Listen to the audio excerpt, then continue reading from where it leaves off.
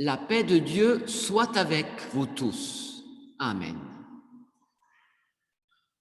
Le don de ce dimanche, Cantate, nous appelle à louer le Seigneur. Et pourtant, c'est vrai, la louange, le remerciement est souvent absent dans nos vies parce que souvent il règne plutôt un esprit de tristesse, de déprime.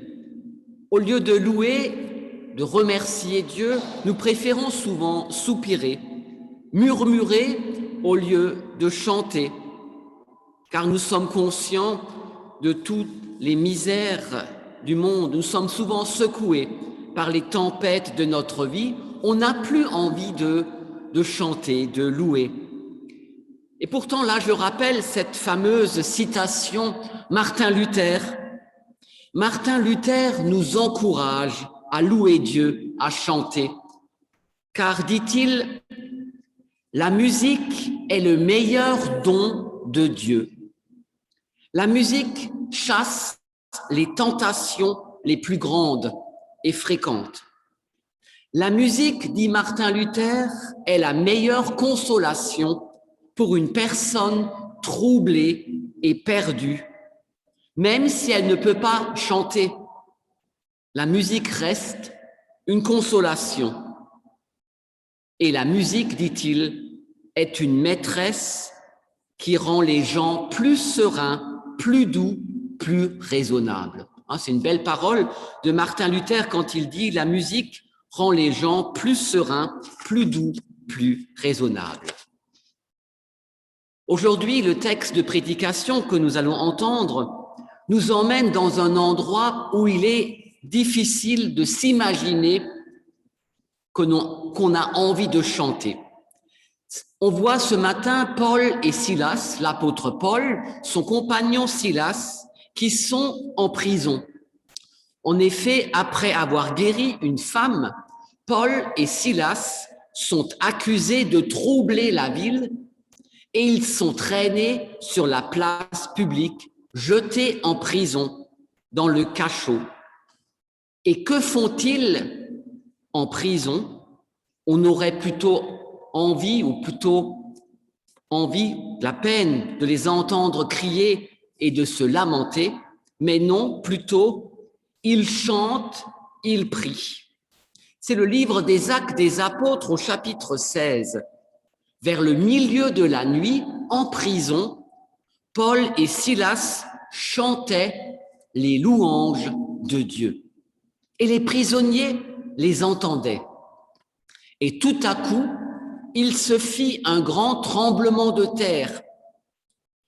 La prison en fut ébranlée et toutes les portes s'ouvrirent et les liens de tous les prisonniers furent rompus. Alors le gardien de la prison, il se réveille et lorsqu'il vit les portes de la prison ouvertes, il eut grande peur. Il pensait que les prisonniers s'étaient enfuis, mais Paul cria d'une voix forte, « Nous sommes tous ici !» Alors, le gardien de prison demanda de la lumière, il se jeta tremblant aux pieds de Paul, il les fit sortir et demanda, « Seigneur, que faut-il que je fasse pour être sauvé ?» Et Paul et Silas répondirent, « Crois au Seigneur Jésus et tu seras sauvé, toi et ta famille. » Bien sûr, il n'est pas forcément nécessaire d'être arrêté comme Paul et Silas dans une vraie prison pour que parfois on se sente emprisonné et privé de toute liberté. Dans notre vie aussi, nous connaissons des situations de prison. Quand nous éprouvons encore le poids du passé, quand nous sommes parfois enfermés dans notre culpabilité, quand notre peur de rater la vie nous bloque, ou bien rater quelque chose qui nous donne l'impression d'être incontournable. Les prisons, nous les connaissons, ce sont nos peurs. Il y a des situations aussi dans lesquelles je ne vois plus d'issue pour y échapper. Et finalement, rien ne va plus. On a complètement l'impression d'être abandonné de Dieu. Oui, ces impressions, nous les connaissons. Où est Dieu dans ma vie? Des situations où je n'ai pas envie de prier, où la prière s'épuise. On ne sait pas ce que Paul et Silas ont prié, mais pourtant Dieu n'a-t-il pas dit « Invoque-moi au jour de la détresse et je te délivrerai ». C'est le psaume 50 qui nous dit ça. « Invoque-moi au jour de la détresse et je te délivrerai ». Toute la force est dans la louange. Ils ont prié et chanté. Paul et Silas chantent les louanges de Dieu. Ils louent Dieu par leurs chants et leurs chants sont devenus prières. Et c'est cette louange qui va toucher le cœur des prisonniers enfermés. Pour moi, le miracle de cette histoire, ce n'est pas ce qui va se passer, ce n'est pas le tremblement de terre, ce n'est pas les portes qui s'ouvrent, ce ne sont pas les liens qui se détachent. Le cœur de miracle est plutôt, c'est Paul et Silas qui entonnent un chant, qui se mettent à prier dans un endroit désespéré et sombre. Combien peut-être dans notre entourage sont devenus captifs, prisonniers, enfermés dans leurs difficultés, difficultés matérielles, difficultés morales ou autres, ou peut-être malades. Combien de ceux qui nous sont proches pourraient voir leur vie changer ou améliorer si de leur bouche sortait parfois aussi une prière, une reconnaissance, un merci, un chant de louange. Voilà de quelle manière aujourd'hui, en ce dimanche cantate, que la Bible nous présente la prière. C'est le chant de notre vie, un chant qui sort de notre cœur. Paul et Silas, vous savez, ils ne prient pas pour être délivrés, ils ne prient pas pour être épargnés de leur souffrance, ils ne crient pas à Dieu pour qu'on leur fasse justice. Ils chantent simplement les louanges de Dieu. Et ce qui est important ainsi pour nous, ce n'est pas ce que l'on chante seulement, mais ce qui est important pour nous, c'est ce qui nous fait chanter dans la vie. Qu'est-ce qui te fait chanter? Qu'est-ce qui te fait louer, dire merci dans ta vie? Ici, nous voyons aujourd'hui que c'est Dieu qui manifeste la puissance dans chaque vie. Et c'est un miracle. Comme pour beaucoup d'entre nous, Dieu n'épargne pas de la souffrance. Paul et Silas n'ont pas été épargnés par Dieu dans la souffrance comme nous. Mais pourtant, Dieu ne les a pas abandonnés dans leur triste sort. Et c'est cela, justement, c'est la confiance. La confiance malgré tout.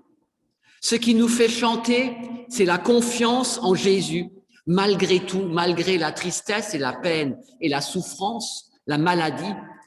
C'est la confiance en Jésus qui nous fait chanter, ce Jésus qui a survécu à toute fragilité de nos vies, toute angoisse et toute mort, et qui par sa résurrection nous donne une vie nouvelle. Aujourd'hui aussi, Dieu est présent dans nos vies. Dieu intervient là où règne le mal. Dieu aujourd'hui encore délivre.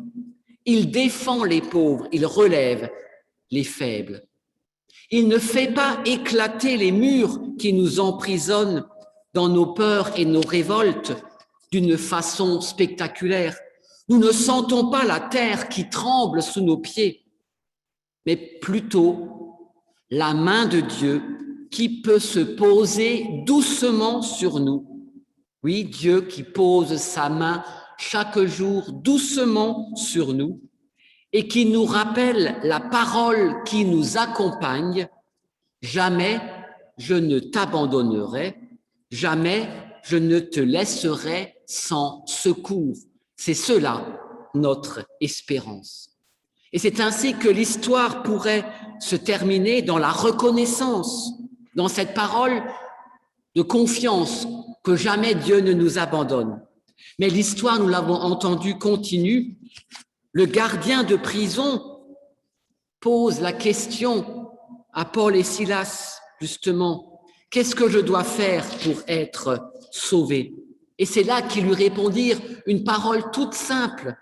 Crois au Seigneur Jésus et tu seras sauvé, toi et ta maison. Le salut ne dépend pas de ce que nous faisons. Le salut ne dépend pas de nos forces, de nos capacités. Le salut nous est simplement donné. C'est la grâce de Dieu, là aussi, que nous entendons aujourd'hui à travers les chants de louange.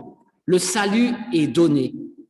Et le gardien reçut le baptême, lui et les siens, comme signe de cette alliance nouvelle. Et voilà le vrai miracle. Le miracle, c'est la foi, la confiance en pleine nuit.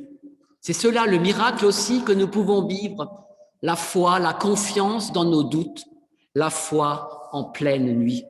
La foi, elle illumine les ténèbres de notre nuit. La foi brise les murs de nos peines et de nos doutes.